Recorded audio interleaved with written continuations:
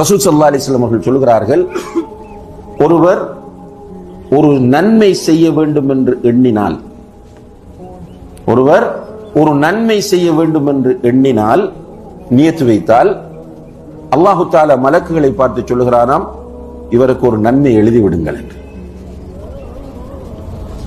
நியத்து வைத்தாலே போதும். ஒரு பொருள், நம்ம கார்ல போறோம், ஒரு ரோட்ல மக்களுக்கு டிஸ்டர்ப் பண்ணக்கூடிய ஒரு பொருள் கிடக்கிறது, நம்ம நினைக்கிறோம் இதை அப்புறப்படுத்தினால் என்று நினைத்துட்டு க்ரோஸ் பண்ணிட்டு போயிட்டோம், எடுக்கல, நினைத்ததற்கே கூலி இருக்கு.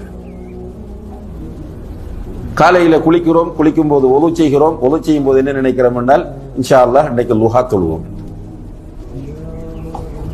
ஆனால் பிறகு ட்ரெஸ் சேஞ்ச் பண்ணிட்டு அப்படி இப்படின்னு பிஸியாகி லுஹா தொழாமல் போய்விட்டோம். ஆனால் அதற்கு கூலி இருக்கிறது, நினைத்ததற்கு கூலி இருக்கிறது. அப்ப நினைக்கும் போதே அல்லாஹ் மலக்குகளிடம் சொல்லுவான், இவர் இந்த நன்மையை செய்ய நாடுகிறார், எனவே அவருக்கு ஒரு நன்மையை நீங்கள் எழுதிவிடுங்கள். அந்த நன்மை அவர் செய்து விட்டால் அது பன்மடங்காக எழுதப்படும்.